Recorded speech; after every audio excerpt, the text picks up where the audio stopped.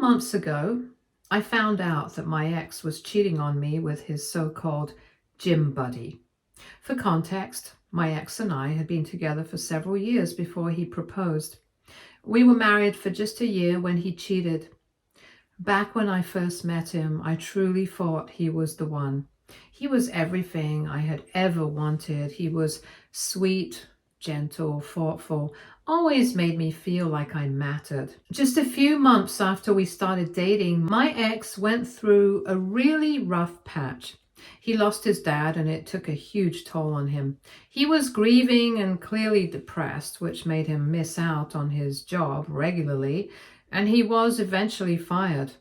On top of that, he and his mom lost their home as his father had left behind a lot of debt. And they had no choice but to sell the house to pay it all off. Since my ex didn't have a place to stay at the time, I opened up my home to him. I told him he could move in with me, while his mom went to live with her sister. It felt like the right thing to do. He was struggling and I already cared about him deeply. I didn't want him to go through that rough patch alone. For months after that, I was the one covering most of his expenses. I paid for food, his phone bill, clothes, pretty much anything he needed. I didn't mind doing it either because I loved him and I wanted to help him get back on his feet.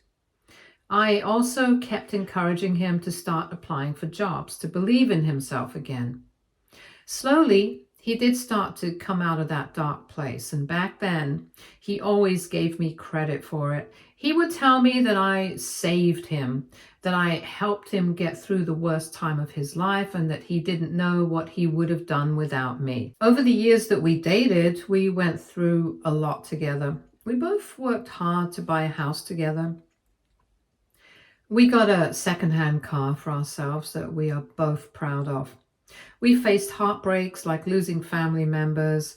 There were stretches of time when neither of us had steady work.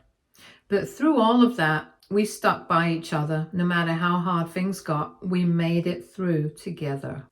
That's why, in my heart, I believed he was my forever person.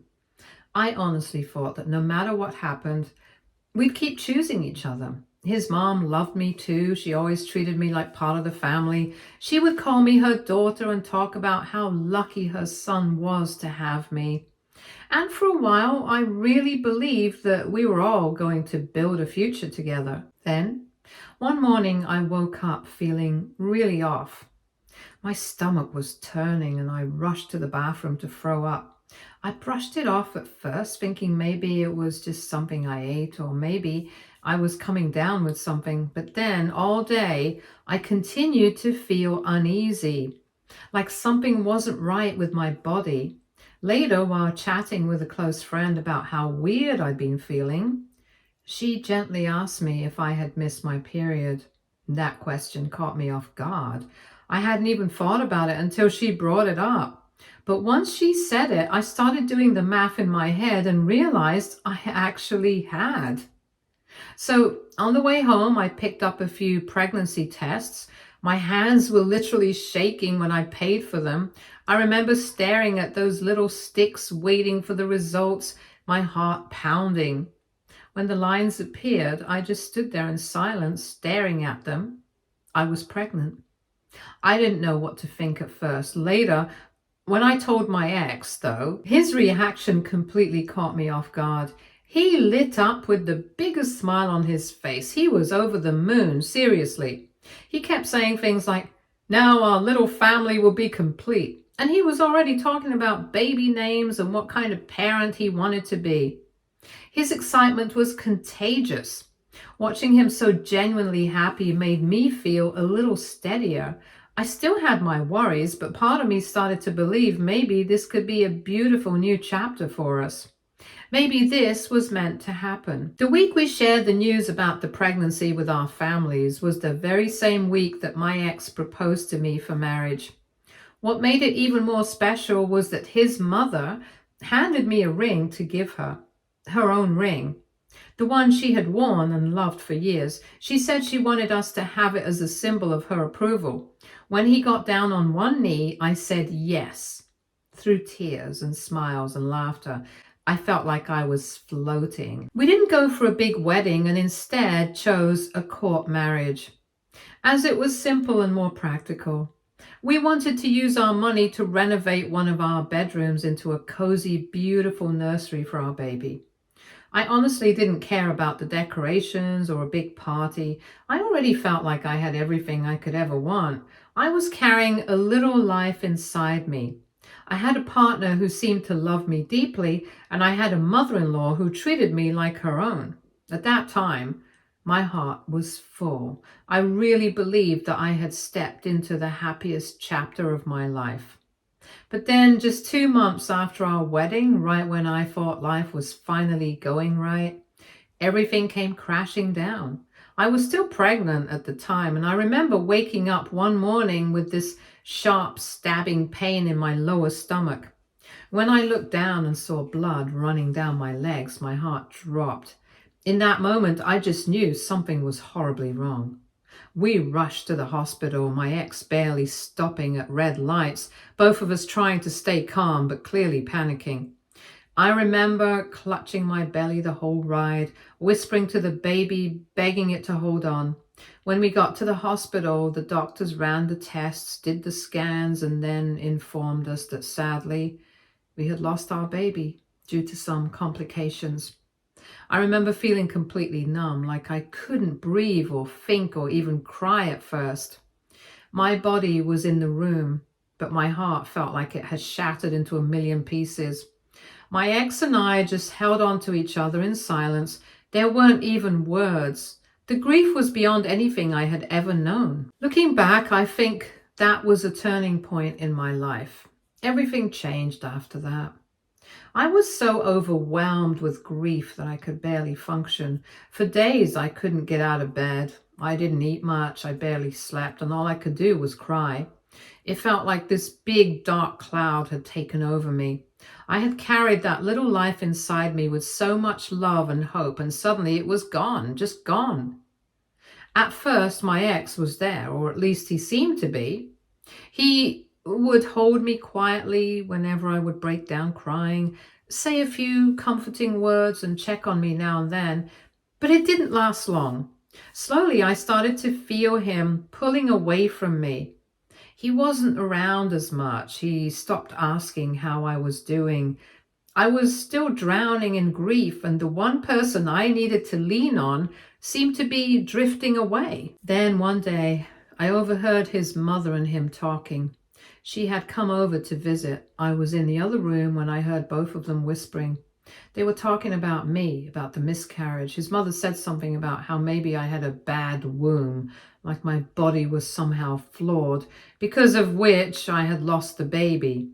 And then, as if that wasn't enough, she added that maybe God took the child away for good, because maybe I was never meant to be a mother. My ex didn't even defend me. He seemed to agree with her. Hearing them both speak like that about me shattered me completely. I already carried so much guilt. I already blamed myself for the loss, even though I knew logically that sometimes these things happen and no one is to blame. But still, I was the one who carried that baby. I was the one whose body let go. And now the people I loved the most, the ones I thought would stand by me, were putting the blame on me too.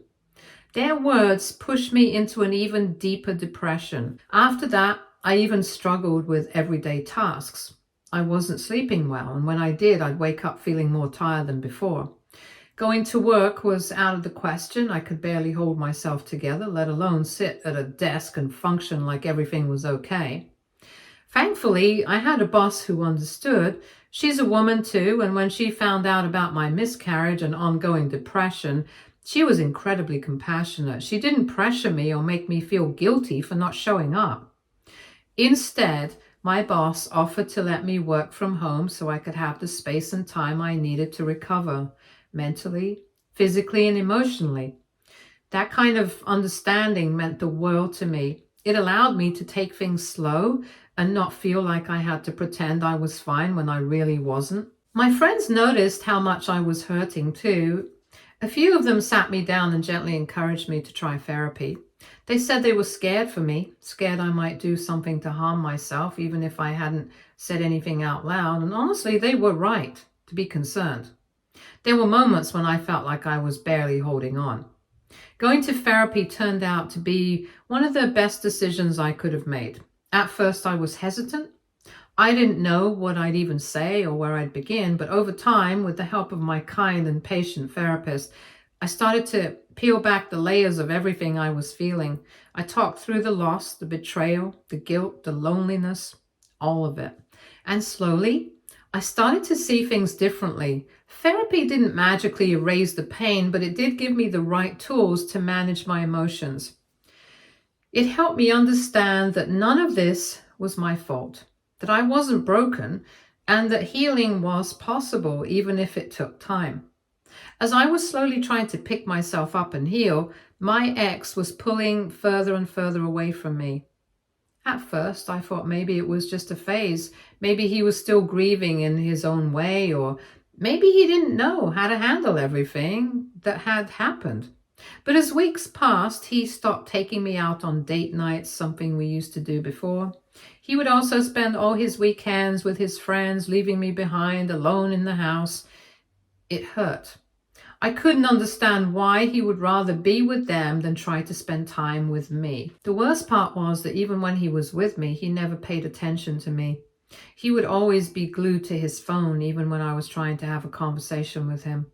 I'd sit there right in front of him, and he'd be scrolling or texting or looking at something in his phone, barely acknowledging anything I was saying. I would try to bring it up to ask why he was so distracted, why it felt like he was shutting me out.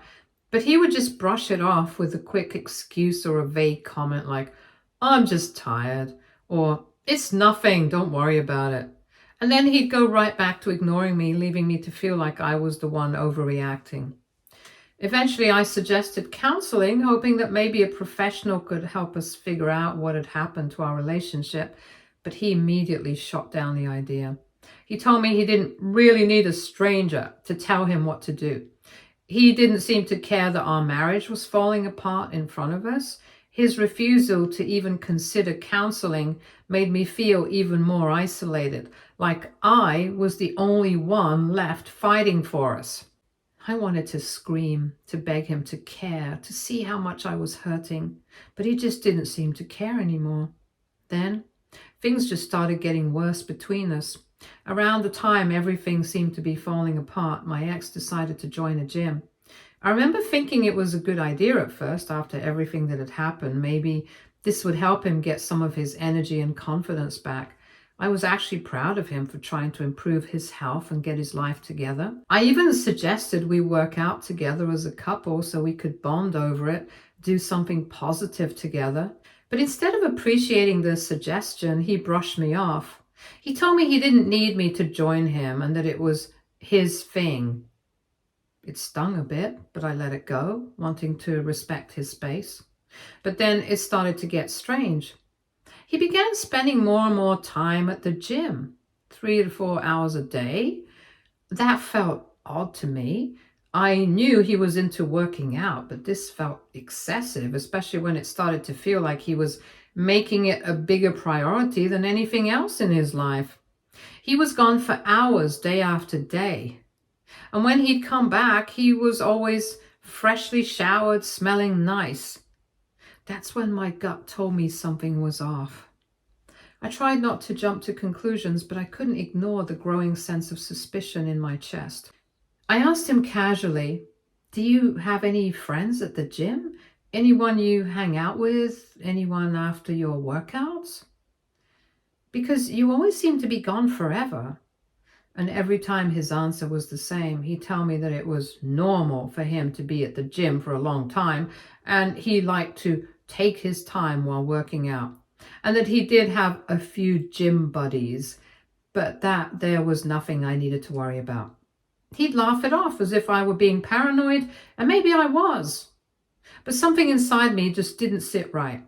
And then 4 months ago, I had planned a girls' trip with my friends.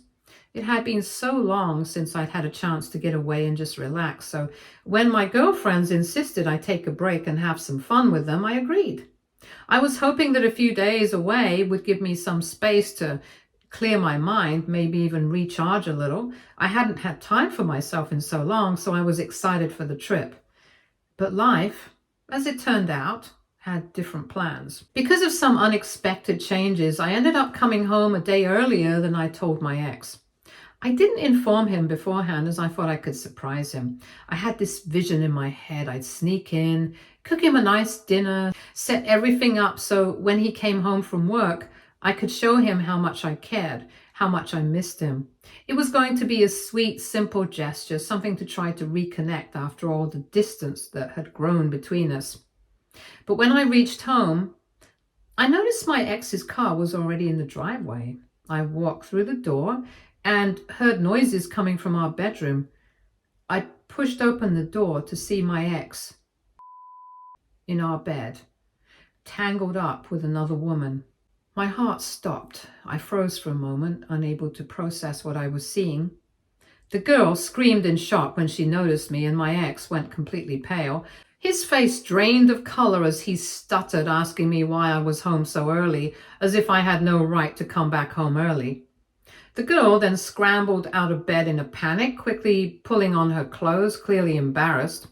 I don't know where it came from or how I found the strength, but all of a sudden, I felt this intense burning anger, and in the next second, without thinking, I walked straight up to my ex, who was still trying to explain the situation, as if he could talk his way out of this, and I slapped him hard across the face. The sound of my palm hitting his cheek echoed in my ears, and for a moment, I almost felt a strange sense of relief. He just stood there frozen, looking completely stunned. He was speechless. Then I turned to the girl. I walked right up to her, looked her square in the eyes, and asked her, "Did you know he was a married man?" She looked terrified, almost like a deer caught in headlights, and after a long pause, she slowly nodded. She knew what she was doing, and she did it anyway, and that's when I slapped her across the face with the same force, my hand stinging from the impact. I told her through gritted teeth that this was what she deserved for sleeping with a married man. I wanted her to understand the gravity of what she had done, to feel some of the pain I was feeling. Then, without wasting another second, I pointed to the door and told her to get out before I gave her the beating of her life. The girl burst into tears, her face crumpling with guilt and shame, and she rushed out of the room, clutching her face. My ex stood there, his face bright red, and started to tell me that the girl was just his gym buddy, that they had gotten close over the months because of their shared interest in working out. He said that since I had been gone, he had been bored and decided to invite her over to our place for some lunch, which according to him didn't really mean anything. He said they started drinking wine and somehow one thing led to another and they ended up in bed together. He kept saying that he had no idea what came over him, as if that could somehow justify what had happened. I stood there staring at him, listening to this absurd story. I didn't want to hear it. I didn't care about the excuses, the reasons, or the pathetic explanations. None of that mattered. I shook my head in disbelief and told him, "I don't care about any of this. I don't care about how it started or why it happened or what led to it. What matters is that you slept with another woman, a woman from your gym, and that is what is going to end our marriage." His eyes widened like he couldn't quite believe what I was saying, like he was still trying to process what was happening, but I was done. I had reached my breaking point. All the hurt, all the anger I had been holding inside came rushing to the surface. I was done trying to salvage something that had already been broken beyond repair. My ex then had the audacity to argue with me like I owed him another chance. He stood there panicking, saying I couldn't just leave him over a mistake. He swore up and down that it was the first and only time and that nothing like this had ever happened before. He promised he would block her and never speak to her again or do whatever it took to fix things. But none of that mattered to me anymore. He had already broken my trust. There was no going back from that. I looked him straight in the eyes and told him to pack a suitcase and leave. This wasn't his home anymore. I was done. He kept trying to argue, but I wouldn't listen, and when he realized I meant every word, he had no choice but to leave. That same week, I filed for divorce. I didn't even wait. I knew there was no fixing something like this, and I wasn't going to let anyone make me second guess myself. But, of course, my decision didn't sit well with my ex or with his mother. Both of them expected that I would eventually forgive him and take him back. It didn't take long before I got a call from my ex-mother-in-law, and it was anything but pleasant. She didn't call to check on me or to apologize for what her son had done. No, she called to berate me. According to her, I had no right to divorce her son over something so trivial, as if infidelity, betrayal, and emotional trauma were just minor hiccups I was supposed to sweep under the rug and continue the marriage. She tried to justify her son's disgusting actions, saying men sometimes have needs, and that her son had already promised not to do it again, so why was I going through with the divorce? I calmly told her that I didn't care about his promises because cheating for me is a hard boundary, period. And if he didn't want to face the consequences, he should have thought twice before climbing into our bed with another woman. Ex-mother-in-law didn't like that answer. She cussed me out furiously, but despite her anger, I didn't waver. I wasn't going to forgive just because it was expected of me. I didn't care about her opinion any longer. Ever since I served my ex with divorce papers, he has tried everything he possibly could to avoid signing them. Every time I follow up, he comes up with some new excuses. He keeps saying he's too busy with work or dealing with personal stress or not in the right headspace. It's very clear that he's just trying to stay in control, to drag things out and hold on to the last bit of power he thinks he has over me. He's also blaming me for his cheating. According to him, I was the one who made him cheat, that I lost our baby and took away his dream of being a father, that I pushed him into the arms of the other woman. He has even asked me if we can try again for a baby, saying that another child could save our marriage. Meanwhile, he has been shamelessly living with his affair partner, the same woman he once swore up and down he would block and never speak to again if I chose to forgive him. And yet, since I kicked him out, he's moved in with her. This past week, I reached out to him again to ask when he would sign the divorce papers. Instead of cooperating, he exploded on me, accusing me of pressuring him unnecessarily and insisting that he had every right to delay the divorce because it just wasn't the right time for him. AITA for being pissed about this? Update 1. To further clarify, over the past few months, I've been very patient with my ex and have given him more than enough time to make up his mind. I have communicated openly, I've been transparent about what I wanted, and I've made every effort to end things in a mature, respectful way. I want him to sign the divorce papers, sell the house and the car, split everything evenly, and let us both move on with our lives. But he refuses, and I know for a fact he's doing this out of spite. You see, I've plans to move abroad once the divorce is finalized. I have always wanted to go abroad, but I never pursued it because my ex didn't want to live far from his mother. I sacrificed that part of myself to support his comfort zone, but now, with the marriage over, there's nothing stopping me from finally chasing that dream. Nothing except him. He knows that once the divorce is finalized, I'm free to leave, to finally build a life that's mine. And that's what terrifies him. Not losing me, but losing the power to control me. So instead of letting go with grace, he's choosing to dig his heels in and stall the process. Not because he wants to fix anything, but because he wants to delay my freedom. He's intentionally dragging out the divorce process to keep me stuck here for as long as possible. It's petty, it's cruel, and it speaks volumes about the kind of person he truly is. But here's what he doesn't realize. Delaying the inevitable won't stop me. It might slow me down for a little while, but it won't stop me.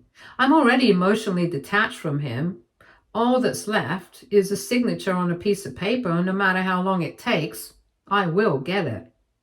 Also, some of you keep asking me whether the gym buddy he slept with was just a one-time thing or something that happened multiple times, which honestly I don't even care about.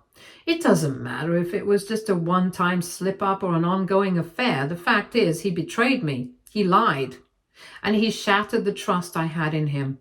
Whether it happened once or 100 times, he chose to cheat. The only thing I'm focused on now is protecting myself. Thank you to the people who recommended that I get an STD test done. I will be doing that just to make sure I'm good. Update 2. Okay, so I just found out something unbelievable. My ex and his affair partner are apparently engaged. Can you believe that? I am beyond enraged. This man still hasn't signed our divorce papers. He's literally planning a whole new life with someone else while he's still legally married to me. Like, how bold can someone be? You're out here slipping rings on someone else's finger while still dragging your feet on ending the last marriage? The math ain't mathing. That's exactly why I decided to reach out to his affair partner on social media. I messaged her saying, "Congratulations on getting married to my husband. Could you please ask him to divorce me first?" I even attached a copy of our marriage certificate, just in case she was under the impression that he was a free man and she was already planning her wedding with him. His new fiancée saw my message and left me on read. But then, a few hours later, my phone started blowing up with calls from my ex. He was panicking, livid, accusing me of ruining his relationship, screaming that I was destroying what he had with her, like I was the one lying to his partner.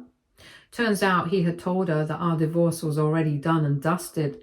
She thought she was engaged to a single man. So now, not only is he a cheater, but he's also a liar, a manipulator, so shameless that he lied to the woman he left me for. She's apparently also threatening to call off their engagement. I couldn't help but laugh at him and pointed out that he better sign the divorce papers fast or his fiancée might find someone better than him. He didn't take that too well and immediately hung up in a fit of rage. Update 3. It's been 3 months since my last update. It's official. The divorce is done. All the paperwork, all the back and forth, all the exhausting conversations are finally behind me. My ex and I sold our shared assets, split everything, and took our share. It hasn't been easy, but I'm proud of how I have handled everything. No more being tied to a man who didn't respect or value me. Also, I'm moving abroad just like I had planned. I've been selling off most of my things, tying up loose ends, and I'm ready to start fresh just like I had always wanted. A clean slate, a new country, a whole new environment where I can heal, grow, and become the version of me I've always dreamed of. It's scary, yes, but it's also incredibly freeing. Wish me luck. Stay tuned for more stories from our girl relationships.